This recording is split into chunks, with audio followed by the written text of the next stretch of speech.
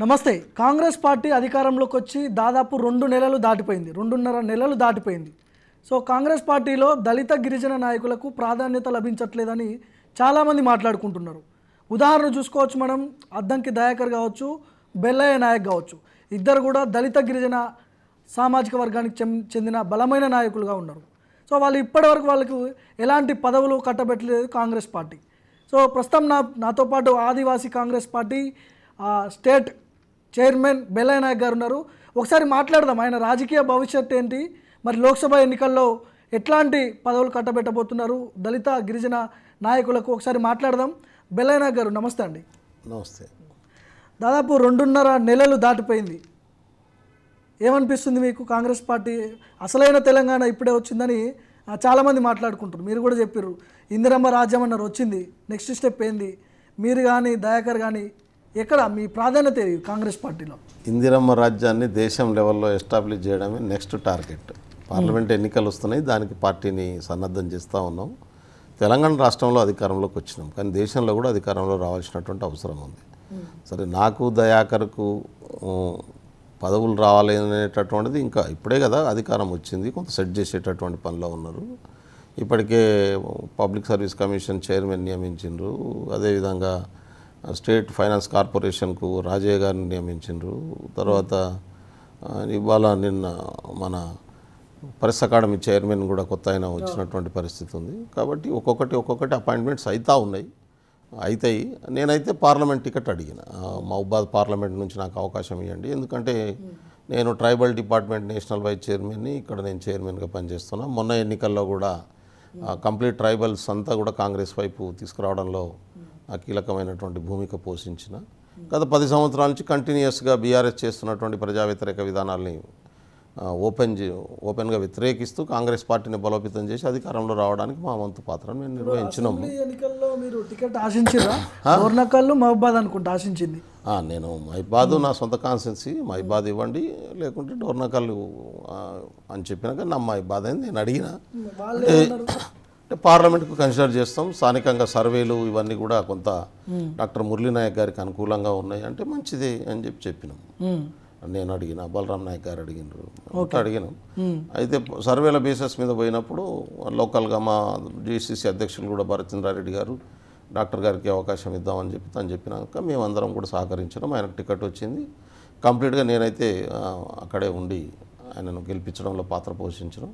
ఆ parliament Mahabubabad parliament కింద ఉన్నటువంటి 7 సెగ్మెంట్లలో కూడా ఆల్మోస్ట్ అన్ని ఏరియాస్లో తిరిగాను.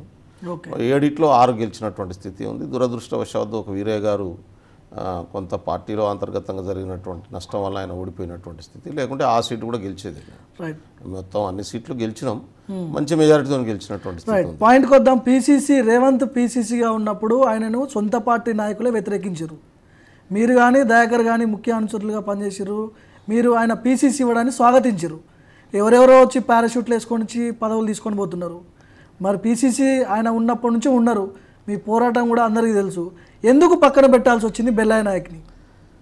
పక్కన పెట్టిరని నేను అనుకోవట్లేదు, ఎందుకంటే ఇంకా టైం ఉంది. ఇప్పుడు దయాకర్కు కానీ నాకు కానీ పక్కన పెట్టిరు అనుకోవట్లేదు. ఎమ్మెల్యే టికెట్లే రాలేదు వాస్తవం. ఎంపీ టికెట్ నేను అడుగుతూ ఉన్నాను. అప్పుడు కూడా అష్యూరెన్స్ పార్టీ అధిష్టానం జాతీయ నాయకత్వం చెప్పినటువంటిది ఏంటంటే వీళ్ళు కన్సిడర్ టు యూ పార్లమెంట్ అని. జనరల్గా అందరికి అదే చెప్తారు, మేము పార్లమెంట్లో నిన్ను కన్సిడర్ చేస్తాం అనేటటువంటి మాటను చెప్తారు. అదే పద్ధతిలో కన్సిడర్ చేస్తారని అనుకుంటున్నాను నేను. దానికి నేను మొన్న దయాకర్కు ఎమ్మెల్సీ వస్తుందని చెప్పి ఎక్స్పెక్ట్ చేసినాం. ఆల్మోస్ట్ ఆల్ ఫైనల్ అయిపోయింది. లాస్ట్ మినిట్లో అది ఎట్లా చేంజ్ అనేటటువంటిది మాకు కూడా తెలియదు. మహేష్ గారికి దయాకర్కి ఫస్ట్ ఫేజ్లో ఉంటుంది అనుకున్నాం. ఇప్పుడు వెంకట్ గారికి మహేష్ అన్నకి ఇద్దరికి వచ్చింది. సరే, వాళ్ళు కూడా డిజర్వ్ కదా, పార్టీ కోసం పనిచేసినటువంటి వాళ్ళే కదా. మహేష్ అన్న వర్కింగ్ ప్రెసిడెంట్గా ఉండి ఆయనకు టికెట్ రాకుండా కంప్లీట్గా అవుటెడ్గా బాధ్యత తీసుకొని ఎన్నికల్లో కూడా పనిచేసిండు కదా. ఎక్కడ కాంప్రమైజ్ కాకుండా బాధపడుకుంటూనే మేము నవ్వుకుంటూ చెప్పుకునేటోళ్ళం గాంధీ భవన్లో, బాధితుల సంఘానికి నువ్వు అధ్యక్షులు, మేమంతా కూడా జనరల్ సెక్రటరీగా ఉందాం అనేటటువంటిది.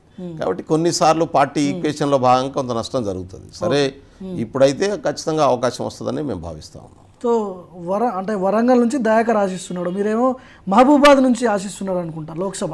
ఎస్. సో ఈసారి నమ్మకం ఉందా టికెట్ వస్తుంది? హామీ ఇచ్చిరని మీరు చెప్తున్నారు, ఆ హామీని కాంగ్రెస్ పార్టీ నిలబెట్టుకుంటుందా? ఖచ్చితంగా నాకైతే నమ్మకం ఉంది. దయాకర్ అయితే టికెట్కి అప్లై చేయలే, వరంగల్ పార్లమెంట్ నుంచి టికెట్ కావాలనేటటువంటిది కూడా అప్లై చేయలే. నేను అడిగినా ఏంది దయామర్ని సంగతి అంటే, ఇక మనం అడిగితే ఇస్తారా, వాళ్ళు ఏదలుచుకుంటే ఇస్తారు, ఇక ఊకే అప్లై చేయడం, రాలేదని చెప్పి మనం వీడియోలు పెట్టడం ఇదంతా కూడా రొటీన్ అవుతుంది. రేపు మన కార్యకర్తలు కూడా తిట్టే పరిస్థితి వస్తుంది. చలో పార్టీ ఒకవేళ పోటీ చేయమని చెప్పి మా టికెట్ ఇస్తే అప్పుడు ఆలోచిద్దాం అనేటటువంటి మాటని చెప్పిండు ఆయన. నేనైతే ఎందుకంటే నాకు స్కోప్ ఉంది, నాకు సొంత కాన్సెన్సీ మహబూబాద్ పార్లమెంటు, నా ఇంట్రెస్ట్ కూడా పార్లమెంట్ మీదనే ఎక్కువ ఉంది. ఎందుకంటే నేను లాస్ట్ టైం కూడా పార్లమెంటే అడిగిన, లేకుంటే లాస్ట్ టైం అసెంబ్లీ అప్పుడు నేను కొంత ఇన్సిస్ట్ చేసి ఉంటే నాకు అసెంబ్లీ టికెట్ వచ్చేది. నేను అసెంబ్లీ కంటే కూడా నాకు పార్లమెంట్ ఇవ్వండి అని చెప్పి కమిట్ చేయించిన, కానీ పార్లమెంట్ అప్పుడు నాకు ఇవ్వలేదు. అది అన్యాయం జరిగింది, అప్పుడు నష్టం జరిగింది. బహుశా నేను పార్లమెంట్లో ఉంటే కొంత ఇంకింత బలంగా ట్రైబల్స్ని మొత్తం కాంగ్రెస్ వైపు దేశవ్యాప్తంగా తిప్పడంలో పాత్ర పోషించటండి. ఎందుకంటే 47 పార్లమెంట్ స్థానాలు రిజర్వ్డ్ ఉన్నాయి దేశవ్యాప్తంగా. ఇప్పుడు మేము 3 సీట్లలో మాత్రమే కాంగ్రెస్ గెలిచింది, దాదాపు 30 సీట్లకు పైగా బీజేపీ గెలిచినటువంటి పరిస్థితి ఉంది. మిగతా దగ్గర కొంత స్థానిక పార్టీలు ఉన్నాయి. ట్రైబల్స్, దళితులు బేస్ ఓటు బ్యాంకు కాంగ్రెస్ పార్టీకి. ఈ వర్గాల నుంచి పార్టీ దూరం అయిన తర్వాతనే ఇవాళ దేశవ్యాప్తంగా పార్టీ నష్టపోయినటువంటి పరిస్థితి ఉంది. ఈ 2 వర్గాలు నిన్న కూడా తెలంగాణలో దళితులు, గిరిజనులు అవుట్రైడ్గా ఓన్ చేసుకున్న తర్వాతనే ఇక్కడ అధికారంలోకి వచ్చినాం మేము. కాబట్టి ఈ వర్గాల్లో మళ్ళీ డిస్సాటిస్ఫాక్షన్ రాకుండా చూసుకోవాల్సినటువంటి బాధ్యత రాష్ట్ర నాయకత్వం మీద ఉంటుంది. ఇప్పుడు ఈ వర్గాలు కంప్లీట్గా ఓన్ చేసుకొని పార్టీని అధికారంలో తెచ్చుకున్నప్పుడు, గతంలో బీఆర్ఎస్ను కూడా చేసినటువంటి ఉన్నప్పటికీ దళిత బంధు అన్నది, అయినా దళిత వర్గం ఇవాళ కాంగ్రెస్ వైపు వచ్చింది. ఇవాళ గిరిజనుల కోసం వాళ్ళు చాలా పనులు చేశారు, కొన్ని తండాల పంచాయతీలు కానీ ఇట్లా 10% రిజర్వేషన్లు కానీ తీసుకొచ్చారు. అయినా గిరిజనులు కంప్లీట్గా నా మాట విని ఇవాళ కాంగ్రెస్ వైపు వచ్చినటువంటి స్థితి ఉంది. కాబట్టి దాన్ని నిలబెట్టుకోవాల్సినటువంటి బాధ్యత రాష్ట్ర ముఖ్యమంత్రి గారి మీద ఉంటుంది. మా పిసిసి అధ్యక్షులు నిలబెట్టుకుంటారు. మీరు అన్నట్టుగా నేను కానీ దయాకర్ కానీ మేము పార్టీ లైన్తో పనిచేస్తాం. మాకు రేవంత్ రెడ్డి గారిని పిసిసి అధ్యక్షులుగా నియమించగానే మాకు వెంటనే నేను దయా పోయి ఆయన కంగ్రాచులేట్ చెప్పినాం, కంప్లీట్గా ఆయనతో నిలబడ్డాం. సరే కొందరు భిన్నాభిప్రాయాలు మా సీనియర్ నాయకులు వ్యక్తపరచవచ్చు, కానీ పార్టీ నిర్ణయం తీసుకున్న తర్వాత అందరు గౌరవిస్తారు దాన్ని. సరే ఒకరోజు ముందు ఒకరోజు వెనకాల అయితే మేమైతే పార్టీ లైన్ ఈరోజు కూడా పార్టీ ఏ నిర్ణయం తీసుకుంటుందో ఆ నిర్ణయంతో పనిచేసుకుంటూ వస్తున్నాం. బెల్లయ్యకి లోక్సభ టికెట్ ఎందుకు ఇవ్వాలి? బెల్లయ్యకు ఉన్న అర్హత లేదు అసలు. బెల్లయ్యకే ఎందుకు ఇవ్వాలి అంటే, బెల్లయ్యకు ఒక విజన్ ఉంది. మహబూబాద్ పార్లమెంట్ మీద విజన్ ఉన్నది, పూర్తిగా దేశవ్యాప్తంగా ఉన్నటువంటి గిరిజనుల మీద ఒక స్పష్టత ఉన్నది. 745 గిరిజన తెగలు ఈ దేశంలో. ఇప్పటికీ మేము పాలించినా, బీజేపీ పాలించినా, ఇంకెవరు పాలించినా ట్రైబల్ డెవలప్మెంట్కు సంబంధించినటువంటి వాళ్ళు చాలా లోపాలు ఉన్నాయి. కేంద్ర ప్రభుత్వం ఎవరు పాలించినా ఈ దేశంలో 745 తెగలకు మధ్యన వ్యత్యాసం ఉంటుంది. మన దగ్గర గోండులకు, కోయలకు ఒక వ్యత్యాసం ఉంటుంది, ఒకటి కాదు. గోండ్ల సంస్కృతి ఆచార వ్యవహారాలు వేరు, కోయల సంస్కృతి ఆచార వ్యవహారాలు వేరు, భాష వేరు. అట్లాగే లంబాడీల సంస్కృతి ఆచార వ్యవహారాలు వేరు, చెంచుల సంస్కృతి ఆచార వ్యవహారాలు వేరు. ఏ తెగ కాదగానే ఒక డెవలప్మెంట్ మోడల్ని ప్రభుత్వాలు తీసుకోవాల్సి ఉంటుంది. ఇప్పుడు చెంచుల డెవలప్మెంట్ మోడల్, లంబాడీల డెవలప్మెంట్ మోడల్ ఒకటి కాదు. కానీ ఇప్పుడు రాష్ట్రంలో ఉన్న ప్రభుత్వాలు కానీ కేంద్రంలో ఉన్న ప్రభుత్వాలు కానీ ఒకటే మోడల్ని ఇచ్చేస్తున్నాయి. తద్వారా చైతన్యవంతమైనటువంటి వర్గం ఎక్కువ ప్రయోజనం పొందుతుంది. దాంతో ఆ అవసరం లేనటువంటి వర్గం దాన్ని ఉపయోగించుకోలేదు. ఇప్పుడు ప్రిమిటివ్ ట్రైబల్ కమ్యూనిటీగా చెంచులు ఉన్నారు ఇక్కడ. ఇంకా కొంత ఏరియాలలో వేటనే వృత్తిగా ఉన్నది. వాళ్ళకి ట్రాక్టర్ ఇచ్చారు అనుకో, ఏం చేసుకుంటారు? ఇప్పుడు వ్యవసాయం చేస్తున్నటువంటి లంబాడి కమ్యూనిటీకి నువ్వు ట్రాక్టర్ ఇస్తే ఉపయోగించుకుంటుంది, కానీ అదే చెంచు కమ్యూనిటీ ఉపయోగించుకోలేదు. వాళ్ళకి కావాల్సినటువంటి అభివృద్ధి మోడల్ను డిఫరెంట్ చేయాల్సినటువంటి అవసరం చేయగలుగుతా. గిరిజన నాయకుల్లో బెల్లయ్య నాయకు ఒక్కడే ఉన్నాడా? వేరే నాయకుడు ఎవరు కూడా లేడా? అంటే చాలామంది నాయకులు ఉన్నారు, కానీ విజను వేరేది అందరిది భిన్నంగా ఉంటుంది కదా. ఇప్పుడు నాకు ఇంతవరకు అవకాశం ఇవ్వలేదు. 10 సంవత్సరాల నుంచి కంటిన్యూస్గా పనిచేస్తున్నా. నేనేమంటున్నా అంటే, మీకు ఎందుకు ఇవ్వాలి అవకాశం? మీరు తెలంగాణ కోసం చేసిన పోరాటం ఏందని అడుగుతున్నా. తెలంగాణ పోరాటాన్ని మొదలుపెట్టిన వాళ్ళలో నేను ఒకరిని. తెలంగాణ 1996లోనే తెలంగాణ మహాసభను ఏర్పాటు చేసినటువంటి సభ్యులలో 10 మందిలో నేను ఒకరిని. తర్వాత జయశంకర్ నాయకత్వంలో మేము ఏర్పాటు చేసుకున్న తెలంగాణ ఐక్యవేదిక స్టీరింగ్ కమిటీ సభ్యులు 8 మంది ఉంటే 8 మందిలో నేను ఒకరిని. విద్యార్థి దశ నుంచే తెలంగాణ రాష్ట్ర ప్రత్యేక సాధన కోసం కొట్లాడినా, గిరిజనుల అభివృద్ధి కోసం కొట్లాడినా. రెండోది, కేసీఆర్ తెలంగాణ ఉద్యమాన్ని రాజకీయ ప్రయోజనాలకే పరిమితం చేసినప్పుడు విశాల ప్రజా ప్రయోజనాల వైపు మళ్లించడంలో నేను ఒకరిని. ఉద్యమంని కాడెత్తేయకుండా కాపాడుకుంటూ వచ్చినటువంటి వాళ్ళు నేను ఒకరిని. ఇవాళ తెలంగాణ రాష్ట్రం సిద్ధించిందంటే దాంట్లో కారకులలో నేను ఒకరిని. కాబట్టి తెలంగాణ ఉద్యమంలో బెల్లయ్య నాయక్ లేకుండా తెలంగాణ రాష్ట్ర సాధన ఉద్యమం లేదు. సో మహబూబాబాద్ పరిస్థితి. మహబూబాబాద్ విషయానికి వస్తే, బలరాం నాయక్ పేరు గట్టిగా వినిపిస్తూ ఉంది, సెకండ్ ప్లేస్లో బెల్లయ్య నాయక్ పేరు వినిపిస్తుంది.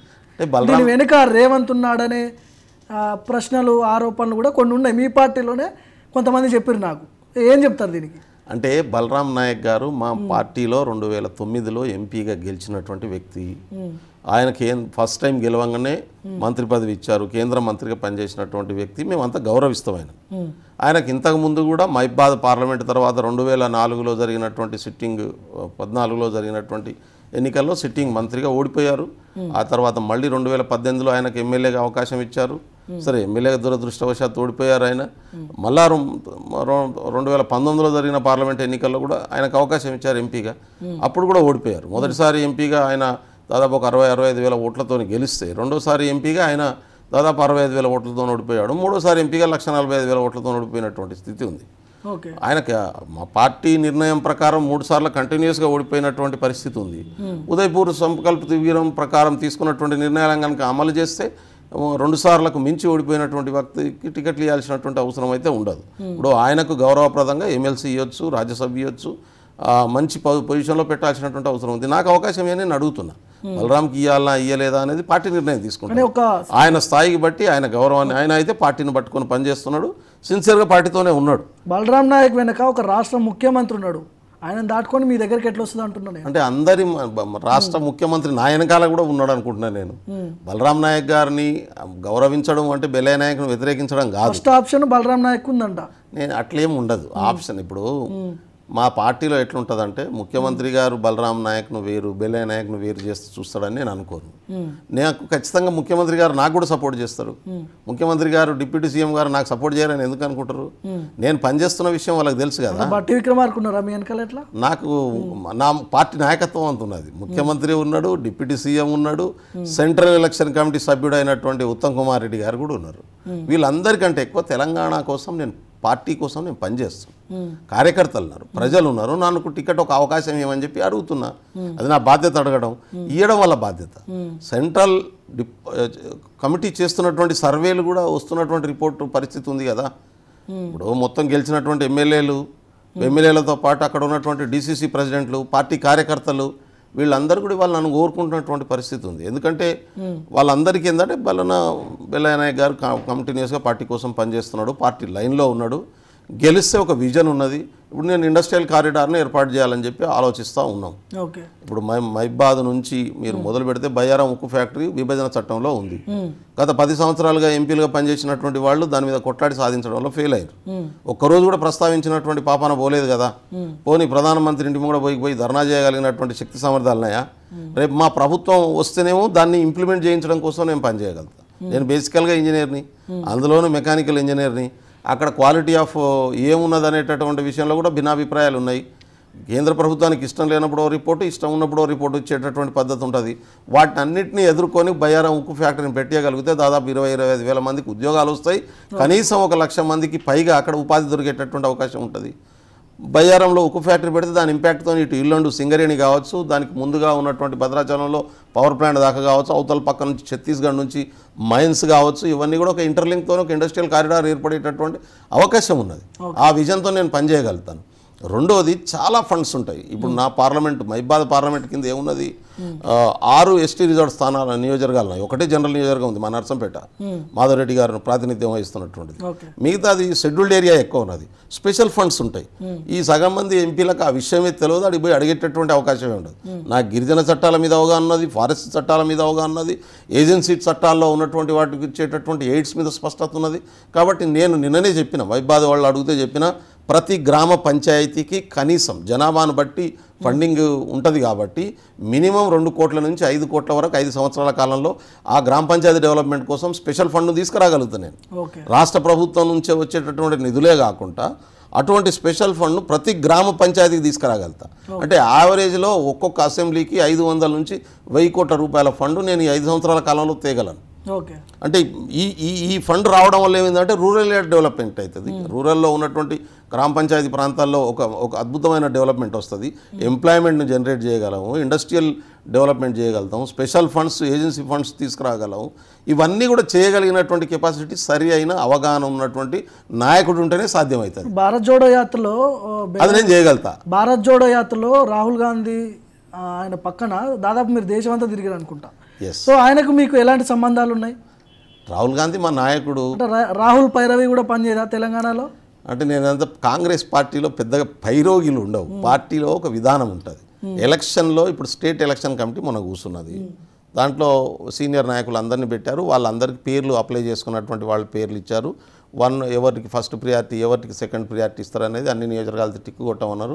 దాని బేసిస్ మీద ఎలక్షన్ కమిటీ స్క్రీనింగ్ కమిటీకి ఆ లిస్టును పంపిస్తారు.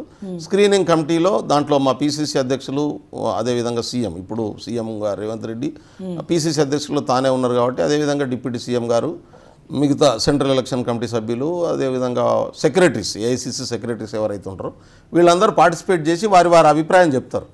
వాళ్ళ అభిప్రాయాల ప్రాతిపాదిక మీద స్క్రీనింగ్ కమిటీ 1:2 కానీ 1:1 కానీ చేసిన తర్వాత సెంట్రల్ ఎలక్షన్ కమిటీ పోతుంది. సెంట్రల్ ఎలక్షన్ కమిటీలో కూడా సర్వేల రిపోర్ట్లు కానీ, అదేవిధంగా వీళ్ళు నాయకులు వీళ్ళ మళ్ళీ అభిప్రాయాలు సెంట్రల్ ఎలక్షన్ కమిటీ తీసుకుంటుంది. అక్కడ మల్లికార్జున ఖర్గే గారు, రాహుల్ గాంధీ గారు, సోనియా గాంధీ గారు వీళ్ళంతా సెంట్రల్ ఎలక్షన్ కమిటీ 12 మందితో ఉన్నది. నాకు పూర్తి నమ్మకం ఉన్నది. ఎందుకంటే ప్రతిసారి సెంట్రల్ ఎలక్షన్ కమిటీలో నా మీద డిబేట్ జరుగుతుంది. ఏఐసీసీలో ఎవరిని అడిగినా చెప్తారు బెల్లయ్య నాయకు అన్యాయం అయింది, బెల్లయ్య నాయక్ సాత్ న్యాయ కర్నా హై అంటాడు.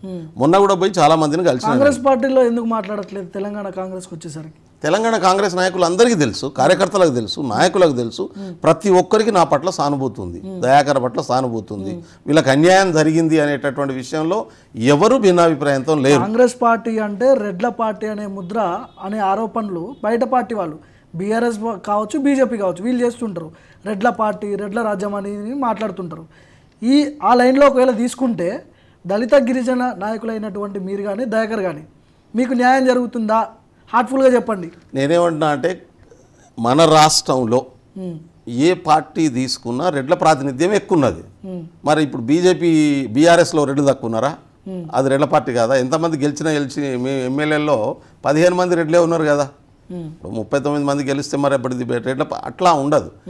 అంటే ఒకటి ఏముంటుందంటే జనరల్గా నాయకత్వం మొదటి నుంచి కూడా కాంగ్రెస్ పార్టీకి రెడ్డి సామాజిక వర్గం నుంచి వహిస్తున్నటువంటి వ్యక్తులు ఉన్నారు కాబట్టి దాని ఇంపాక్ట్ ఎక్కువ ఉంటుంది. ఇప్పుడు నీలం సంజీవరెడ్డి గారు ఇందిరాగాంధీని కాంగ్రెస్ పార్టీ నుంచి బహిష్కరించారు. బహిష్కరించిన తర్వాత కాంగ్రెస్ హై పార్టీని ఇందిరాగాంధీ గారు పెట్టుకొని మొదటి మీటింగు ఇక్కడ మన ఉమ్మడి ఆంధ్రప్రదేశ్లో ఉన్నటువంటి ఇదే ఎల్బీ స్టేడియంలో పెట్టి పార్టీని లాంచ్ చేశారు. చెయ్యి గుర్తు అప్పటి నుంచే వచ్చింది. అనౌన్స్ అయిన తర్వాత రెడ్డి కాంగ్రెస్ అని చెప్పి ఇండియన్ నేషనల్ కాంగ్రెస్ను ఇంకోవైపు పోటీ చేసింది. మరి కానీ ఇందిరాగాంధీ గారు గెలిచిన తర్వాత ఆ టీం అంతా వచ్చింది. ఇట్లా మళ్ళీ మర్జ్ అయినటువంటి పరిస్థితి. అంటే Indian National Congress as it ఈస్గా కొనసాగుతుంది. అంటే ఏంటంటే ఏ ప్రాంతంలోనైతే ఏ సామాజిక వర్గం కొద్దిగా ముందు వరుసలో ఉంటే వాళ్ళ పేరు జనరల్గా వాడతారు. రెడ్డి సామాజిక వర్గం కాంగ్రెస్ పార్టీని ఓన్ చేసుకుందనుకో మంచిదే కదా. నేను అంటున్నా, ఎందుకు దాన్ని తప్పుపట్టాల్సినటువంటి అవసరం ఉంది? ఇప్పుడు గిరిజన సామాజిక వర్గం ఈసారి కాంగ్రెస్ పార్టీని 90% ఓన్ చేసుకున్నది. ఇప్పుడు మీరు పదవులు లేకుండా పనిచేయడానికి సిద్ధంగా ఉన్నారా? మీరు ఎందుకు? నేనేమైనా సన్యాసుల మఠంలో తిరుగుతున్నావా? మేము మాకు కూడా పదవులు కావాలనే కోరిక ఉంటుంది. మేము ఖచ్చితంగా కోరికే కాదు, మేము చేస్తున్న పని మరింత ఎక్కువ పని చేయగలిగినటువంటి అవకాశం ఉంటుంది. మాకు పదవులు కావాలని డిమాండ్ చేస్తాం. ఎందుకు చేయము? కొంతమంది మాట్లాడుతున్నారు కదా, పార్టీకి కట్టుబడి ఉంటాం, పార్టీ ఏది కట్టుబడి ఉంటామంటే పదవులు లేకుండా సన్యాసులు లేకుంటావా? పార్టీ ఆదేశిస్తే పోటీ చేస్తాం, పార్టీ మీద నెట్టేస్తుంటారు. నేనేమంటున్నా అంటే నేను మాది ఉన్నట్టు మాట్లాడేటటువంటి తత్వం నాది. నాకు ఎంపీ టికెట్ కావాలని డిమాండ్ చేస్తున్నా, ఇస్తారని ఆశిస్తున్నా. ఇవ్వకుంటే ఎందుకు ఇయ్యరో అని అడుగుతా. మొన్న ఎమ్మెల్యే టికెట్ ఇవ్వలే, అడిగినా కదా ఓపెన్గానే, నేనేం దాచుకోలే కదా. నాకు ఎందుకు ఎలిజిబిలిటీ రాలేదు, నేను ఎందుకు అర్హుని కాదు అని ఓపెన్గానే అడిగినా.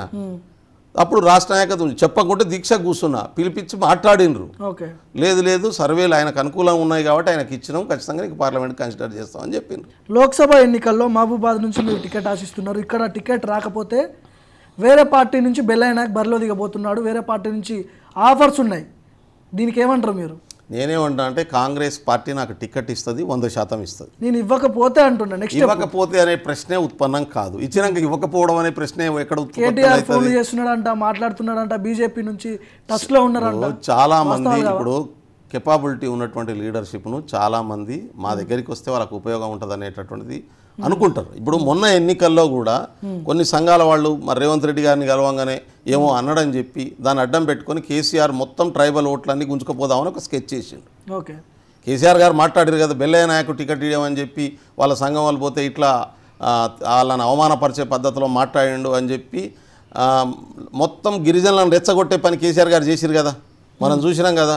మరి బెల్లయ్య నాయక్ మీద ప్రేమతో మాట్లాడిండా కేసీఆర్ గారు? కాదు కదా. బెల్లయ్య నాయక్ వెనకాల ఉన్నటువంటి ఆయన మాటకు ఉన్నటువంటి క్రెడిబిలిటీని ఆ సమాజం వింటది కాబట్టి ఆ సమాజంలో ఉండేటటువంటి ఓట్లు ఒక 5 లక్షలన్నా కొట్టుకపోదాం అనేటటువంటి ఎత్తుగడ విషయం.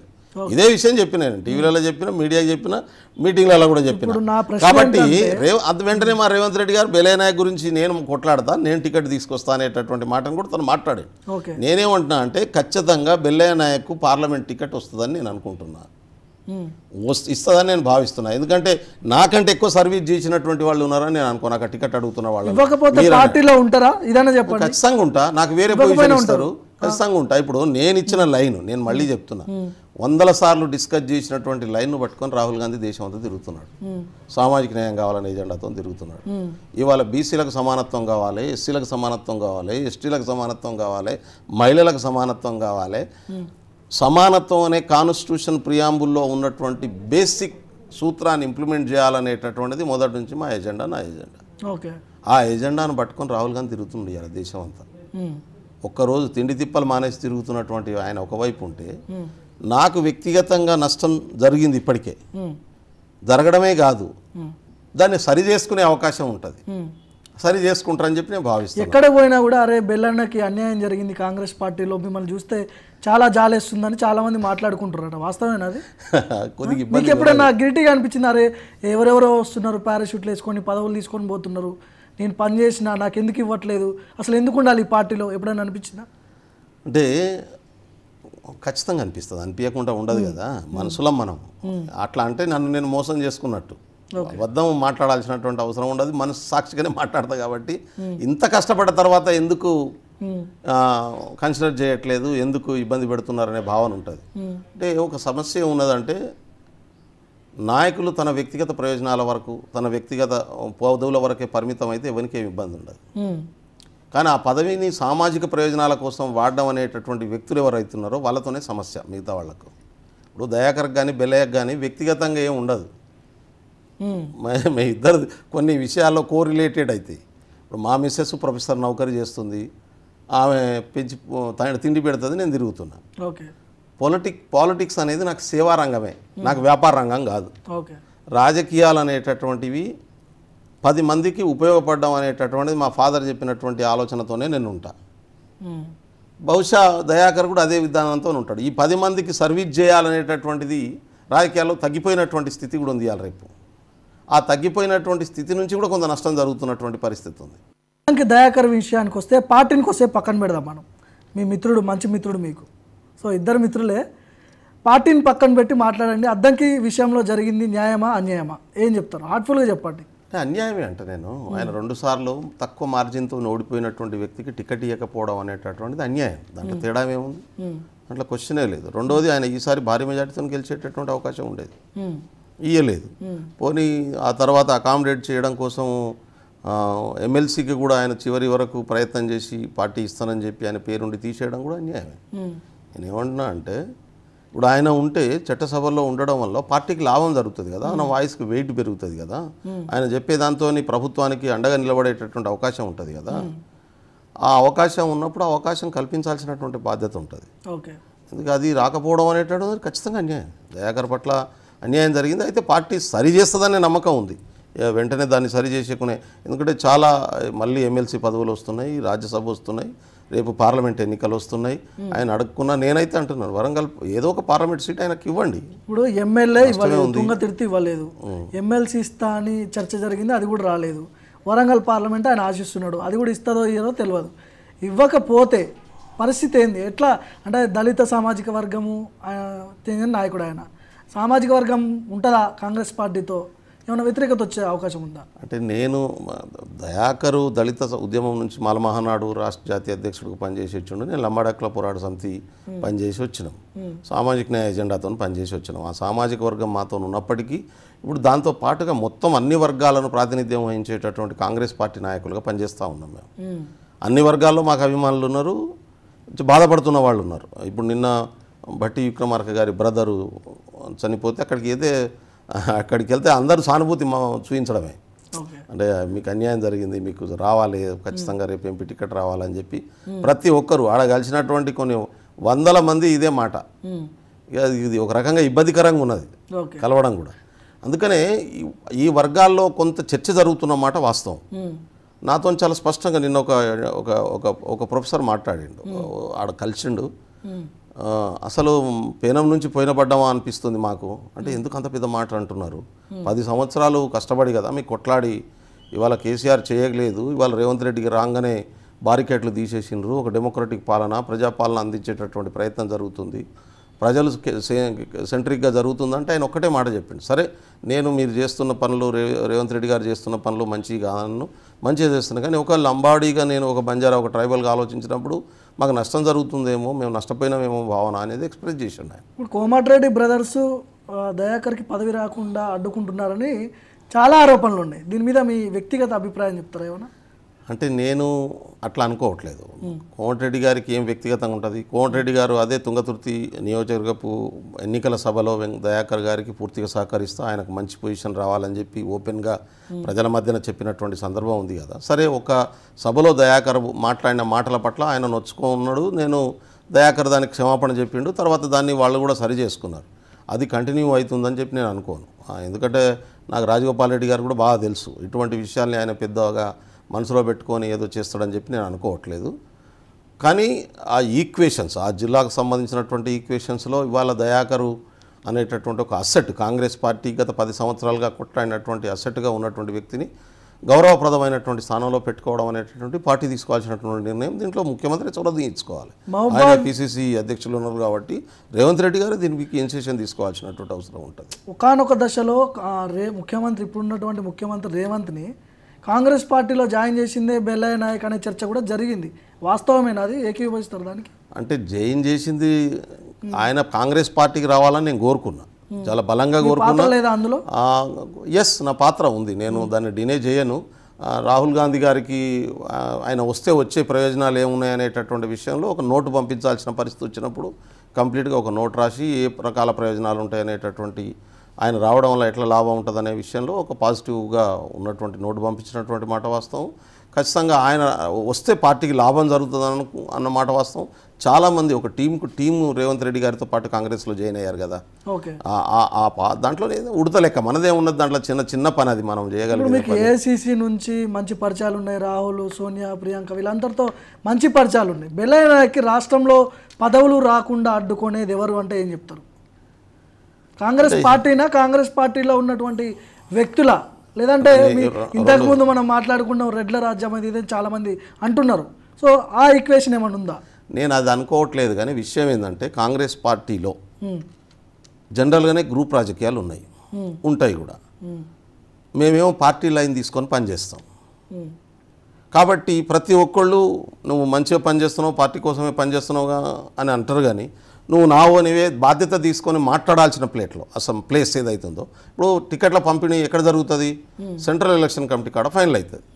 సెంట్రల్ ఎలక్షన్ కమిటీలో ఓన్ చేసుకొని మాట్లాడాల్సినటువంటి బాధ్యత తీసుకునేటటువంటి వ్యక్తులు మా పట్ల అంత సీరియస్గా తీసుకోవట్లేదేమో అనే భావన నాకుంది. అంటే ఓన్ చేసుకొనే ఇప్పుడు బెల్లయ్య నాకు నా మనిషి, దయాకర్ నా మనిషి చాలా కీలకంగా ఉన్నారు. పిసిసి నాకు వచ్చినప్పుడు కూడా వీళ్ళు సపోర్ట్ చేసింది నాకు, వీళ్ళకి ఎందుకు ఇవ్వకూడదు అనే రేవంత్ ముఖ్యమంత్రి ఆ చర్చ ఏఐసిసి దగ్గర పెట్టట్లేదా? అంటే ఇంటర్నల్గా ఏం జరుగుతుందనే విషయం మనకు తెలియదు కదా.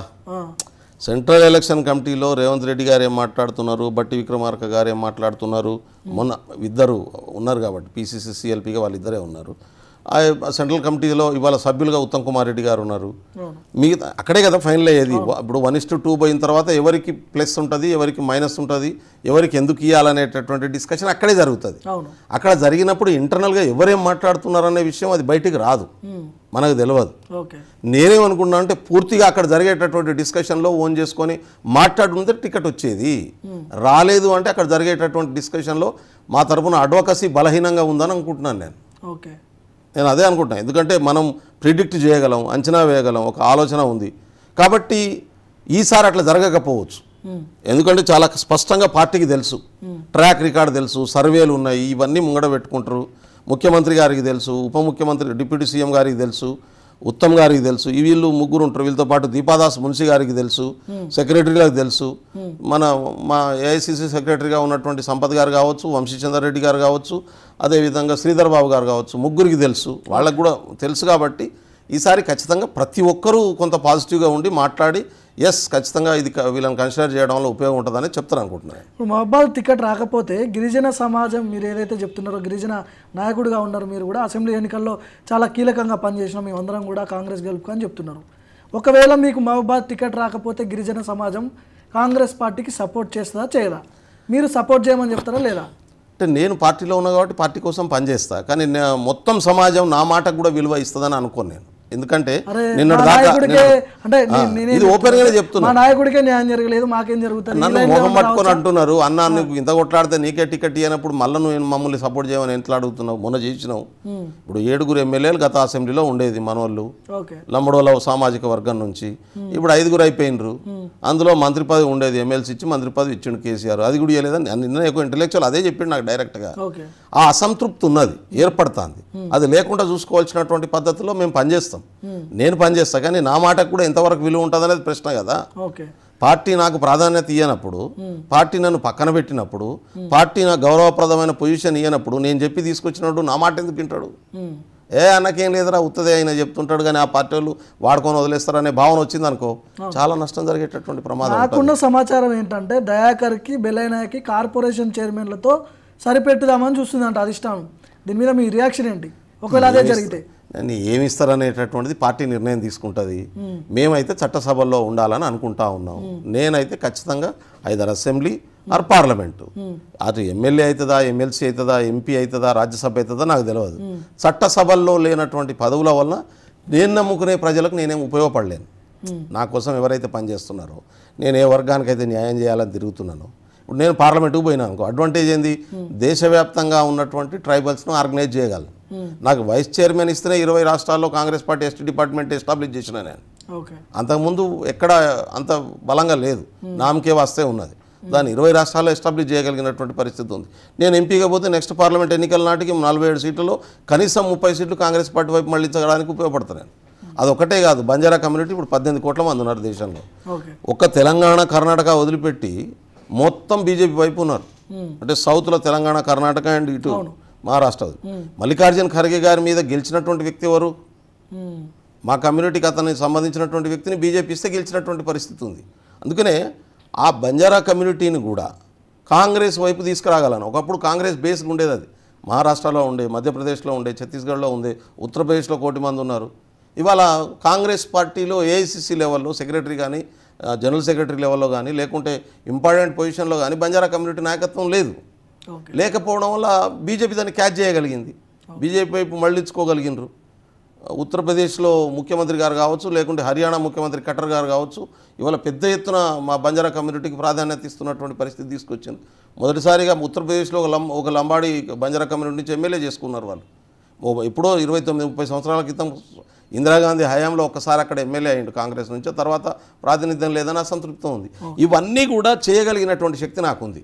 గతంలో అవకాశం వచ్చినటువంటి వాళ్ళు ఎవరు చేయలేదు, ఇది నేను చేయగలను. ఎందుకంటే ఆల్ ఇండియా బంజారా సేవలో వర్కింగ్ ప్రెసిడెంట్గా ఉన్న, దేశం అంతా తిరిగినటువంటి వాడిని, ట్రైబల్స్ పట్ల స్పష్టత ఉన్నది, బంజారా కమ్యూనిటీ పట్ల కూడా నాకు స్పష్టత ఉన్నది. ఏ రాష్ట్రాల్లో ఏ సోషల్ కేటగిరీతో ఉన్నారు, కాన్స్టిట్యూషనల్ స్టేటస్ ఏముంది, ఎట్లా వాళ్ళని మనం పార్టీ వైపు తీసుకురాగలం అనేటటువంటిది. ఇప్పుడు ఎమ్మెల్యే అయిపోయింది, ఎమ్మెల్సీ అయిపోయింది, ఉన్న 3 రాజ్యసభలల్లో ఒకటి అనిల్ కుమార్ యాదవ్కి, రేణుకా చౌదరికి ఇచ్చిర్రు. రాజ్యసభ ఛాన్సే లేదు, ఇస్తే పార్లమెంటు మహబూబాద్ ఇవ్వాలి. అదే మీకు లాస్ట్ ఆప్షన్గా కనిపిస్తూ ఉంది. మీకు కానీ దయాకర్కి కానీ ఇద్దరు మళ్ళీ దళిత గిరిజన సంబంధించిన బలమైన నాయకులుగా ఉన్నారు. మీ ఇద్దరిని పక్కన పెడితే మీ ఇద్దరు తీసుకునే స్టెప్ ఏంది? బెల్లయ్య నాయక్ ఉంటాడా పార్టీలో? బీజేపీ నుంచి బరిలో దిగబోతున్నారని కూడా కొన్ని వార్తలు వస్తున్నాయి. నాకు కూడా కొద్ది సమాచారం ఉంది. ఏం చెప్తారు దీని మీద మీరు? బెల్లయ్య నాయక్ కాంగ్రెస్ పార్టీతోనే ఉంటాడు, కాంగ్రెస్ విచారధారతోనే ఉంటాడు. బీజేపీ పిఆర్ఎస్ పార్టీల తరపున పోటీ చెయ్యడు. నేను చాలా స్పష్టంగా చెప్తా ఉన్నాను. నేను ప్రజల పక్షాన కొట్లాడుతున్నాను. నాకు కాంగ్రెస్ పార్టీ టికెట్ ఒకవేళ మీకు టికెట్ ఇవ్వలేదు అనుకుందాం, ఇండైరెక్ట్గా మీరు మీ గిరిజన సమాజం ఏదైతే చెప్తున్నారో దాంతో ఏమన్నా డ్యామేజ్ చేసే అవకాశం ఉంటుందా? లోక్సభ ఎన్నికల నేను అటువంటి పని నేను చేయను. నేను పార్టీ వ్యతిరేకంగా పనిచేసేటటువంటిది పార్టీలో ఉండి చేయడం సాధ్యం కాదు. ఎందుకంటే నా కాన్షియస్ ఒప్పుకోదు. ముందు నా కాన్షియస్కి వ్యతిరేకంగా నేను పనిచేయను. మనస్సాక్షికి విరుద్ధంగా పనిచేసేటటువంటి క్వశ్చనే ఉత్పన్నం కాదు. ఎందుకంటే నేను ఒక నిర్మాణంలో ఉండి ఆ నిర్మాణానికి వ్యతిరేకంగా పనిచేయడం సాధ్యం కాదు. నేను రాజకీయాలే వదిలేయాల్సిన పరిస్థితి వస్తే వదిలేసిపోయి ట్రైబల్స్ కోసం పనిచేసుకుంటా హ్యాపీగా. నేను ఆల్ ఇండియా షెడ్యూల్ ట్రైబ్ ఫెడరేషన్కి అధ్యక్షునిగా ఉన్నా, నాకేం బాధ. నేను 745 తెగలకు ఒక డెవలప్మెంట్ మోడల్ కావాలనుకుంటున్నా. 1,00,000 మందితో 6 నెలల్లో ఢిల్లీలో మీటింగ్ పెడతా.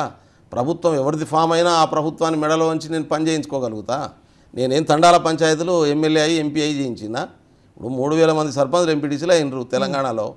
ఎట్లా అయినరు? బెల్లయ్య నాయక్ మా తండాలో మా రాజ్యం అని చెప్పి 20 సంవత్సరాలు కొట్లాడితే మొన్న తెలంగాణ ప్రభుత్వం ఏర్పడిన తర్వాత కేసీఆర్ గారు తండాల పంచాయతీలు చేసిండ్రు. ఇవాళ దాదాపు 3,000 మంది సర్పంచ్లు అయినరు, 30,000 మంది వార్డు మెంబర్లు అయినరు. తండాకి 25 లక్షల రూపాయలు డెవలప్మెంట్ వస్తున్నది. రేపు కాంగ్రెస్ మా ప్రభుత్వం వచ్చిన తర్వాత కూడా ఎస్సీ/ఎస్టీ డిక్లరేషన్ చేయించినాము. ఆ ఎస్సీ/ఎస్టీ డిక్లరేషన్ ఇంప్లిమెంట్ చేయిస్తాము. పార్టీలో ఉండి కొట్లాడడం సాధ్యం కాకుండా రిజైన్ చేసిపోయి ప్రజా ఉద్యమం చేపడితే ఏముండదు దాంట్లో. ఎందుకు దళిత గిరిజన నాయకులకే ఎందుకు అన్యాయం జరుగుతుందంటే ఏం చెప్తారు? అంటే ఈ మొత్తం రాజకీయ వ్యవస్థనే అప్పర్ కాస్ట్ ఆధిపత్య భావజాలపు ప్రయోజనాల ఓరియంటేషన్ ఉన్నది. వాస్తవం అది. నేను ఒప్పుకోవడం ఏంది? ఇప్పుడు రాహుల్ గాంధీ గారు ఏది చెప్తున్నారో అది ఇంప్లిమెంట్ చేసే యంత్రాంగం కాంగ్రెస్ పార్టీలో లేదు కదా. ఇక్కడ లేదంటారా? తెలంగాణ దేశంలో లేదు. ఇక్కడే ఎందుకు పూర్తి స్థాయిలో దేశంలో అమలైతే ఇట్లాంటి ఇప్పుడు రాహుల్ గాంధీ గారు ఒక నిర్ణయం తీసుకొని ఫైట్ చేస్తున్నాడు. మిగతా వాళ్ళు ఎందుకు దాన్ని ఇంప్లిమెంట్ చేయరు? అన్ని డీసీసీలు, అన్ని పీసీసీలు, అన్ని పార్టీ యంత్రాంగం అంతా ఆ పని చేయాలి కదా. ఇది నేను చెప్తున్న మాట కాదు, రాహుల్ గాంధీ గారే స్వయాన చెప్తున్నటువంటి మాట. పార్టీ యంత్రాంగం అంతా ఒకటే లైన్లో ఏక సాదృశ్య శిలా సాదృశ్యంతో పనిచేస్తే ఇన్ని కష్టాలు రావు. బీజేపీకి ఏమో అది ఉన్నది. ఇప్పుడు మా క్యాడర్ దానికి కారణం ఏంటంటే ఎక్కువ కాలం అధికారంలో ఉండడం వల్ల జరిగినటువంటి నష్టం ఏంటంటే ఐడియాలజికల్గా క్యాడర్ వీక్ అయింది. ఐడియాలజికల్గా క్యాడర్ స్ట్రాంగ్గా ఉన్నటువంటి దగ్గర ఇది ఇంప్లిమెంట్ అవుతున్నది. అది ఇంప్లిమెంట్ కావాలని కోరుతున్నాం. అటువంటి నాయకత్వాన్ని తరిపిదియాల్సినటువంటి అవసరం ఉంది. అందుకనే ఇప్పటికే సేవాదలు కానీ కొన్ని విభాగాలు ప్రత్యేకంగా ట్రైనింగ్ ఇవ్వడమే ఒక పనిగా పెట్టుకొని ట్రైనింగ్ ఇస్తున్నటువంటి పరిస్థితి ఉంది. రాహుల్ గాంధీ గారు అధ్యక్షుడు అయిన తర్వాత ఆ పని మొదలైంది. అది కంటిన్యూస్గా నడుస్తుంది. భారత్ జోడో యాత్ర కూడా అందులో భాగంగానే వచ్చినటువంటి పరిస్థితి ఉంది. కాబట్టి నేను చాలా స్పష్టంగా సమానత్వం వైపు ఉంటా, ప్రజల వైపు ఉంటా. సమానత్వాన్ని కాంగ్రెస్ పార్టీ ఇంప్లిమెంట్ చేస్తే దాంతో ఉంటా. సమానత్వాన్ని ఇంప్లిమెంట్ చేయకుండా ఆధిపత్య వర్గాల ప్రయోజనాల కోసం పనిచేస్తే పనిచేయ. నేను లైన్ ఇంపార్టెంట్. నాకు దయాకర్ని కానీ మిమ్మల్ని కానీ అడిగినప్పుడు టికెట్లు రాకపోతే పార్టీలో ఎందుకంటే నాకు అర్థం కావట్లేదు అని కాంగ్రెస్ పార్టీలో కార్యకర్తలుగా మిగిలిపోవడానికి మీరు సిద్ధంగా ఉన్నారా? అంటే ఆయన దయాకర్ కూడా ఒక లైన్ వచ్చినప్పుడు అడిగినప్పుడు కాంగ్రెస్ పార్టీ ఇంకా పెద్ద పోస్ట్ ఇస్తుందేమో, నన్ను ఇంకా పెద్దగా బయటికి తీసుకుపోవాలని చూస్తున్నారేమో, ఇట్లా ఆలోచిస్తున్నారు. కానీ మాకు అన్యాయం జరుగుతుంది అని కాంట్రవర్షియల్గా కానీ మాకు ఎందుకు ఇయ్యరు, మాకు మేము పని చేసినాం కదా, ఆ లైన్లో ఎందుకు మాట్లాడట్లేదు? నేనేమన్నా అంటే నేనేం లైన్ నాకు ఎందుకు ఇయ్యారని అడుగుతూనే ఉన్నా కదా. నేనేం అంటే దాని అర్థం నాకు ఎందుకు ఇవ్వట్లేదని అడుగుతున్నాను అంటే దాని అర్థం పార్టీని వదిలేయాలని కాదు కదా, అది పరిష్కారం కాదు కదా. ఓకే, మీరేం కోరుకుంటున్నారు? ఒకవేళ ఇవ్వకుంటే వదిలేస్తారా అంటున్నారు. నేను వదిలేయను అంటున్నా. ఇది ఇవ్వకుంటే ఎందుకు ఇవ్వలేదో కొట్లాడుతూనే ఫర్దర్ కొట్లాటకు ముందుకు పోతా. దాని అర్థం ఏంటంటే వదిలిపెట్టడం కాదు. ఇప్పుడు ఈ మాట నేను కాంగ్రెస్ పార్టీలో జాయిన్ అయ్యే ముందు రాహుల్ గాంధీతోని 2016లో జరిగినటువంటి మీటింగ్లోని దాదాపు ఒక 5-6 గంటలు డిస్కషన్లో భాగంగా వచ్చినటువంటి అంశం. ఆయన నన్ను ఒక ప్రశ్న అడిగిండు. అగర్ నేను రేపు అధికారంలోకి వచ్చి మన పార్టీ ట్రైబల్స్కి వ్యతిరేకంగా ఒక నిర్ణయం తీసుకుంటుంది, ఏం చేస్తామని అన్నాడు. అంటే నేను కొట్లాడతా రాహుల్ గాంధీతో అని చెప్పిన డైరెక్ట్గా. నువ్వే నాయకత్వంలో ఉండి నువ్వే ట్రైబల్స్కి వ్యతిరేకంగా నిర్ణయం తీసుకుంటే నీతో నేను ఎందుకు కాంప్రమైజ్ అవుతా? నా ప్రజలకు నష్టం జరుగుతున్నది. ఇప్పుడు మీ ప్రజలు ఎవరైతే అంటారో మీ ప్రజలు మిమ్మల్ని నమ్ముతున్నారు, అరే బెల్లయ్య నాయకే టికెట్ తెచ్చుకోలేకపోయాడు మనకేం చేస్తాడు అని. ఆయనకు టికెట్ రాకున్నా మన కోసం కొట్లాడుతాననే విశ్వాసం ఆ ప్రజలకు ఉంది కాబట్టే కదా వాళ్ళు బాధపడుతున్నది. లేదు ఎందుకు బాధపడతారు? బెల్లయ్య నాయకు ట్రైబల్ ప్రయోజనాలను పణంగా పెట్టి వ్యక్తిగత ప్రయోజనం పొందడమో లేకుంటే వ్యక్తిగత లాభం పొందేటటువంటి వ్యక్తి కాదు. ట్రైబల్ ప్రయోజనాల కోసం ఏ ఎక్స్టెంట్ వ్యక్తిగత ప్రయోజనాలను కూడా ఆయన బలి పెట్టగలుగుతాడు అనేటటువంటి విషయం వాళ్ళకి తెలుసు. ఇప్పుడు మొన్న నేను అనుకుంటే నాకు టీఆర్ఎస్ వాళ్ళు విలువలేదా? ఒకలాగా 10 సార్లు ఫోన్ చేసిన వాళ్ళు ఎందుకు తొందరపడలేదు? నేను అంటున్న టీఆర్ఎస్ ఉద్యమంలోనే కేసీఆర్తో కాంప్రమైజ్ లోక్సభ లాంటివి అంటే వాళ్ళు రండి మీ మూల మీద మాట్లాడతారు కదా, రకరకాల పద్ధతుల్లో మాట్లాడతారు అందరూ. వాళ్ళకి ఎవరిది వాళ్ళు ఉపయోగించుకుందాం అనుకుంటారు. ఇప్పుడు మొన్న 2 లక్షల ఓట్లు వచ్చినాయి. నేను రాంగ్ స్టాండ్ తీసుకొని ఉంటే 5 లక్షల ఓట్లు మైనస్ అయ్యేటి కదా. కాంగ్రెస్ ప్రభుత్వం రాకపోవు కదా. కానీ కాంగ్రెస్ ప్రభుత్వం రావాలని 10 సంవత్సరాలు కొట్లాడినాం కదా, 1-2 కాదు. 10 సంవత్సరాలు బీఆర్ఎస్ని ఓడించాలని కొట్లాడినాం. అంతకంటే ముందు ఉద్యమంలో కేసీఆర్ విధానాలకు వ్యతిరేకంగా ప్రజా ఉద్యమం ద్వారానే తెలంగాణ వస్తుంది, 100 ఎమ్మెల్యేలు 17 ఎంపీలతో రాదు అని చెప్పి కొట్లాడినాం. చివరికి కేసీఆర్ కూడా మా లైన్కి వచ్చి కొట్లాడాల్సిన పరిస్థితి. గిరిజనులు ఓట్లు వేస్తేనే కాంగ్రెస్ ప్రభుత్వం గెలిచిందంటారు. ఇప్పుడు మీరు అంటే అందరు ఓట్లు వేసారు, గిరిజనులు వన్ సైడ్ వేసిండ్రు. నేనేమంటున్నా అంటే గిరిజనులు మాత్రమే వేసిరని నేను అనట్లేదు. గిరిజనులు దళితులు మెజారిటీ వన్ సైడ్ వేసిండ్రు. లాస్ట్ ఎన్నికల్లో మీరు చూడండి, కాంగ్రెస్ పార్టీ గెలిచినటువంటి సీట్లు అన్నీ ముంగడ పెట్టుకోండి. ఆ కాంగ్రెస్ పార్టీ గెలిచిన సీట్లలో ఆన్లైన్లో ఫామ్ 20 దొరుకుతుంది మీకు. ఫామ్ 20లో బూతుల వారీగా ఏ వర్గపు ఓట్లు ఎక్కడున్నాయనేటటువంటి క్లారిటీ ఉంటుంది ఆ బూతుల వారీగా.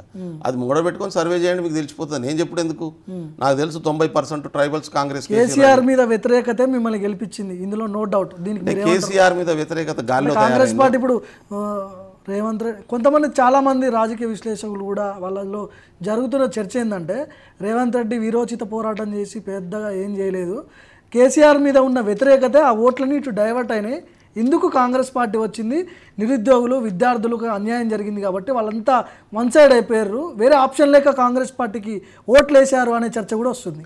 అది తప్పు, నేను అంగీకరించను. ఎందుకు అండి ఆ మాట అంటే మాకంటే ఎక్కువగా బీజేపీ పార్టీ పనిచేసింది. మరి బీజేపీ వైపు కేసీఆర్ మీద వ్యతిరేకత ఎందుకు మళ్ళీ? బండి సంజయ్ గారు చాలా తీవ్రమైనటువంటి యాత్రలు చేశారు కదా, కిషన్ రెడ్డి గారు కూడా చేశారు కదా. కేసీఆర్ మీద వ్యతిరేకత బీజేపీ వైపు మళ్ళొచ్చు కదా, నేను కాంగ్రెస్ వైపే ఎందుకు మళ్ళింది? రేవంత్ రెడ్డి గారు పిసిసి అధ్యక్షులు అయిన తర్వాత కంటిన్యూస్గా పార్టీ యాక్టివిటీ ఉంది. సరే ఎన్ని భిన్నాభిప్రాయాలు ఉన్నా, ఎంత పార్టీ నాయకులు ఒకళ్ళొకళ్ళు మాటలు అనుకున్నా ఇంటర్నల్గా, మళ్ళీ పనిచేసే కాడికి వచ్చేటలకు అందరూ ఏకమై పనిచేసినటువంటి పరిస్థితి ఉంది. మనం అది ఒప్పుకోవాలి. దళిత గిరిజన ఆత్మగౌరవ దండోరాలు మొదలై మనం పెద్ద ఎత్తున మీటింగ్ పెట్టినాం, నిరుద్యోగ గర్జనలు పెట్టినటువంటి పరిస్థితి ఉంది. పార్టీ క్యాడర్నంతా కూడా యాక్టివ్గా ఉంచేటటువంటి ప్రయత్నం చేసినటువంటి పరిస్థితి. మెంబర్షిప్ దాదాపు 45 లక్షల మెంబర్షిప్ ఇక్కడ డిజిటల్ మెంబర్షిప్ విత్ ఓటర్ కార్డుతో లింక్ అయినటువంటి మెంబర్షిప్ను పెట్టియడం అనేటటువంటిది మామూలు విషయం కాదు. కాబట్టి రేవంత్ రెడ్డి గారు, బట్టి విక్రమార్క గారు పాదయాత్ర ఒకవైపు పెద్ద ఎత్తున కంటిన్యూస్గా నడవడం అనేది మనం చూసాం. పార్టీ నాయకత్వం అంతర్గత ప్రజాస్వామ్యయుతంగా సమస్యల మీద చర్చించుకుంటూనే అందరం ఎక్కడికక్కడ ఒక తీవ్రమైనటువంటి పని జరిగింది. అందుకనే ప్రజలు నమ్మారు. అది జరగకుంటే ప్రజలు విశ్వసించే పరిస్థితి లేదు. రెండో వైపు స్పష్టంగా ఏం చేస్తామో చెప్పాం. 6 గ్యారంటీలు చెప్పడం కావచ్చు, మిగతా అంశాలు చెప్పడం కావచ్చు, దళిత గిరిజన వర్గాలకు సంబంధించిన ప్రత్యేకమైనటువంటి స్ట్రగుల్స్ తీసుకోవడం వల్ల ఇప్పుడు రాష్ట్రపతి ఇష్యూ వచ్చింది, రకరకాల ఇష్యూస్ వచ్చినాయి. మేము యాక్టివ్గా ఆ వర్గాల్లో తీసుకెళ్ళగలిగినాం దాన్ని. ఇప్పుడు నేను అంటున్నా, ఎందుకు లమ్ముడులు కాంగ్రెస్కి వేయాలి చెప్పు? ఎందుకు వేసారు? 7 ఎమ్మెల్యేలున్నారు, మంత్రి పదవి ఉన్నది, ఒక ఎమ్మెల్సీ ఇచ్చిండు, ఆయన తండాల పంచాయతీలు చేసిండు, 10% రిజర్వేషన్ లాస్ట్ మినిట్లో తీసుకొచ్చిండు, అయినా ఎందుకు వేయలేదు? ఈ రోజు వరకు అలాగే అర్థం కావట్లేదు. ఎందుకు ఎస్టీలు మాకు ఓట్లు వేయలేదనే విషయం మీరు టీఆర్ఎస్ నాయకులను అడగండి, వాళ్ళకు కూడా తెలియదు. వాళ్ళు చేసినటువంటి తప్పేందంటే క్రెడిబిలిటీ ఉన్నటువంటి నాయకత్వం లేదు వాళ్ళ దగ్గర. అబద్ధాలు చెప్పడం, వాళ్ళు ఇచ్చిన వినియోగించుకోవట్లేదు అంటారు. ఇప్పుడు మీలాంటి వాళ్ళు ఉన్నా కూడా వినియోగించుకోకపోతే కాంగ్రెస్ పార్టీ కూడా నష్టపోతుంది. ఈ ఎన్నికల్లో లోక్సభ ఎన్నికల్లో నష్టపోతుంది, తర్వాత జరిగే ఎన్నికల్లో కూడా నష్టపోతుంది. తర్వాత అంటే మళ్ళీ అందుకనే నేనేమంటున్నా అంటే ఆ తప్పు పని వినియోగించుకోవాల్సినటువంటి అవసరం ఉంది. ఏ పద్ధతిలో వినియోగించుకుంటారో స్పష్టత ప్రజలకు ఇవ్వాల్సినటువంటి అవసరం ఉంటుంది. బెల్లయ్య నాయక్ అనేటప్పుడు బెల్లయ్య నాయక్ కోసం కాదు చేయాల్సింది, మొత్తం ఆ సామాజిక వర్గంతో పాటు మిగతా ప్రజలు. ఇప్పుడు కాంగ్రెస్ పార్టీ కార్యకర్తలు, ఇప్పుడు మా సామాజిక వర్గాలు మమ్మల్ని ఎంత ఓన్ చేసుకుంటాయో అంతకంటే ఎక్కువ కాంగ్రెస్ క్యాడర్ ఇవాళ మాతో ఉన్నది. కాంగ్రెస్ క్యాడర్ అంతా కూడా బాధపడుతున్నది. కొట్లాడేటటువంటి వాళ్లకు, నిజాయితీగా పనిచేసినటువంటి వాళ్లకు, పార్టీ కోసం నిలబడ్డటువంటి వాళ్లకు పార్టీ అధికారంలోకి వస్తుందనగా చాలా మంది వస్తారు. కానీ పార్టీ అధికారంలోకి వస్తుందనే వాతావరణాన్ని క్రియేట్ చేసినటువంటి టీంలో మేము ఉన్నాం రేవంత్ రెడ్డి గారితో పాటు. పార్టీల విషయాలకు వస్తే గతంలో కేసీఆర్ అధికారంలో ఉన్నప్పుడు సంతలో గొర్రెల్ని బర్రెల్ని కొన్నట్టు రాజకీయ నాయకుల్ని కొన్నారు, ఎమ్మెల్యేలను కొన్నారు అని మీరే స్వయాన మాట్లాడారు. మరి ఇప్పుడు జరుగుతున్న సిచ్యువేషన్ ముఖ్యమంత్రి రేవంత్ని వరుసగా బీఆర్ఎస్ ఎమ్మెల్యేలు కలుస్తున్నారు, భేటీ అవుతున్నారు, డిప్యూటీ మేయర్లతో సహా అందరు జాయిన్ అవుతున్నారు కాంగ్రెస్ పార్టీలో. సో దీన్ని ఏమంటారు? వాళ్ళు తీసుకున్న లైనే కాంగ్రెస్ పార్టీ తీసుకుంటుందని ఒక చర్చ. సో వాళ్ళు చేస్తేనేమో అది, మేము చేస్తేనేమో ఇదా? అంటే ఇక్కడ రెండు అంశాలు చాలా కీలకం. బీఆర్ఎస్ కాంగ్రెస్ ఎమ్మెల్యేలను పైసలు ఇచ్చి ఒక దిక్కు, బెదిరించి ఒక దిక్కు తీసుకొచ్చి పార్టీలో కలుపుకున్నది. ఇది చేసిన పని. కాంగ్రెస్ ఇంతవరకు బీఆర్ఎస్ ఎమ్మెల్యేలను కాంగ్రెస్లో చేరమని కానీ, మీకు చేరితే ఇది ఇస్తామని కానీ ఇటువంటి ప్రయత్నం చేయట్లేదు, చేయబోం కూడా. పదే పదే కాంగ్రెస్ పార్టీ ప్రభుత్వాన్ని కూల్చేస్తామనేటటువంటి మాటను, కూల్చేస్తామనే మాటను ఎవరు చెప్తా ఉన్నారు? స్వయాన బీఆర్ఎస్ వర్కింగ్ ప్రెసిడెంట్ కేటీఆర్ గారు చెప్తా ఉన్నారు. నిండు అసెంబ్లీలో మీకు 64 మాత్రమే ఉన్నాయి, మాకు 56 ఉన్నాయి, బీజేపీ మాకు సపోర్ట్ చేస్తున్నది 39 మాయి, బీజేపీ 8, ఎంఐఎం 7, మా అన్నీ కలుపుకుంటే మాది 54 ఉన్నాయి, మేము దలుచుకుంటే మీ ప్రభుత్వం త్వరలో కూల్చేస్తాం 6 నెలల్లో అనే మాటను వాళ్ళు మాట్లాడుతూ ఉన్నారు. వాళ్ళు స్టార్ట్ చేయకముందే మీరు స్టార్ట్ చేసిరు. మేము స్టార్ట్ చేయలేదు. మేము ప్రజాస్వామ్యయుతంగా ఇప్పుడు ఎప్పుడు ఒక ఎమ్మెల్యే ఇంకో దిక్కు పోతాడు అంటే బ్యూరోక్రసీ పనిచేయనప్పుడు. చట్ట ప్రకారం బ్యూరోక్రసీ పనిచేస్తే ఏ పార్టీలో ఉన్నా రాజ్యాంగం ప్రకారం ఎవరికి రావాల్సిన హక్కులు వాళ్ళకు వస్తాయి. రాజ్యాంగం ప్రకారం పనిచేయాల్సినటువంటి యంత్రాంగాన్ని అధికారంలో ఉన్న పార్టీ ప్రయోజనాల రీత్యా పనిచేసే పద్ధతిలో వాళ్ళు మళ్ళించరు. మేము మళ్ళీయలే అట్లా. రేవంత్ రెడ్డి గారు ముఖ్యమంత్రి కాగానే చేసింది ఏంది? స్ట్రిక్ట్ అధికారులను తీసుకొచ్చి పోస్టులలో పెట్టిండు. స్ట్రిక్ట్ అధికారులను పెట్టడం వల్ల ఏమవుతుంది? చట్ట ప్రకారం పనిచేస్తుంది. కాంగ్రెస్ పార్టీ చెప్పినట్టు పని కాదు, చట్ట ప్రకారం పనిచేస్తుంది. ప్రభుత్వం తీసుకున్న పాలసీస్ను ఇంప్లిమెంట్ చేస్తారు. ఈ పాలసీ పార్టీలకు అతీతంగా అందరికీ ఉపయోగపడేటట్టు ఇంప్లిమెంట్ చేసే యంత్రాంగం న్యూట్రల్గా ఉండాల్సింది ప్రభుత్వ యంత్రాంగం. ఆ ప్రభుత్వ యంత్రాంగంలో స్ట్రిక్ట్ ఆఫీసర్లను పెట్టడం వల్ల అది న్యూట్రల్గా ఉండే అవకాశం ఉంటుంది, చట్ట ప్రకారం పనిచేసే అవకాశం ఉంటుంది అనేది మా ఆలోచన. అందుకనే ఇది ప్రజాపాలన అంటున్నాం. ప్రజలకు ఉపయోగపడే పద్ధతుల్లో ఎప్పుడు ఉంటుంది? అధికారి ఏ రాజకీయ ఒత్తిళ్లకు లొంగకుండా పనిచేసినప్పుడు ప్రజాపాలన అవుతుంది. ప్రభుత్వం తీసుకున్న నిర్ణయాలను ఇంప్లిమెంట్ చేయాల్సిందే. ఆ ఇంప్లిమెంట్ చేసేటప్పుడు అందరికీ, పేదవాడికి ప్రయోజనం కావాలి. రేపు స్కీమ్ పెడతాం, పేదవాడికి అందరికీ రావాలి. అక్కడ కాంగ్రెస్ పార్టీ పేదవాడికి మాత్రమే ఇస్తామని చెప్పాం మేము. వాళ్ళు బీఆర్ఎస్ పార్టీకి సంబంధించిన వాళ్ళకి మాత్రమే ఇచ్చుకున్నారు. మేము అది చేయట్లేదు అట్లా. కాబట్టి రేవంత్ రెడ్డి గారి ఆలోచన, కాంగ్రెస్ పార్టీ ఆలోచన రాజ్యాంగం ప్రకారం వ్యవస్థలు నడవాలని. అందులో భాగంగా ఇప్పుడు జరుగుతున్నటువంటి పని అంత అట్లా చూడండి దాన్ని. ఎప్పుడు అది న్యూట్రల్ స్థానంలోకి వెళ్ళి రాజ్యాంగం ప్రకారం పనిచేస్తుందో, ఒక పార్టీ ఎమ్మెల్యే, ఒక పార్టీలో ఉన్నటువంటి కార్యకర్త ఇంకో పార్టీకి పోవాల్సిన అవసరం ఉండదు. న్యాయంగా తనకు రావాల్సింది తనకు వస్తుంది, చట్ట ప్రకారం తనకు రావాల్సింది తనకు వస్తుంది. తను నమ్మినటువంటి రాజకీయాలను వదిలిపెట్టేసి ఆ రోజు బతకడం కోసం పార్టీ మారాల్సినటువంటి అవసరం రాదు. మొత్తం బీఆర్ఎస్ని తెలంగాణలో లేకుండా చేయాలనే కంకణం కట్టుకుందంట కాంగ్రెస్ పార్టీ. మేము మా రాజకీయాలు మేము చెప్పి ప్రజలు మమ్మల్ని నమ్మి మమ్మల్ని ఓటేశారు. మా రాజకీయాలను విస్తృతంగా ప్రజల్లోకి తీసుకెళ్లి రేపు పార్లమెంట్ ఎన్నికల్లో కూడా వాళ్ళ మెప్పును పొందుతాం. కానీ ఇంకో పార్టీ రాజకీయాలు తప్పని ప్రజలు భావిస్తే వదిలేసి వస్తారు. కానీ ఆ పార్టీని లేకుండా మేం చేయలేము, అసాధ్యం కాదు ప్రజాస్వామ్యంలో. దాన్ని నమ్మేటటువంటి వాళ్ళు ఉంటారు. ఇప్పుడు మొన్న 37% ఓట్లు వచ్చినాయి బీఆర్ఎస్. మీరు తక్కువ అంచనా ఇస్తున్నాం. 39 మంది ఎమ్మెల్యేలు గెలవచ్చు, కానీ 37% ఓట్లు అనేటటువంటిది మాకు 39% ఓట్లు వచ్చినాయి. 2.5% కదా ఎక్కువ వచ్చినాయి. తక్కువ ఓటు పర్సంటేజ్ అనేది కాదు. బీఆర్ఎస్ కూడా ఇలా చాలా బలంగా ఉన్నటువంటి పార్టీ ఇక్కడ. అయితే ఎట్లా సమకూర్చుకున్నది?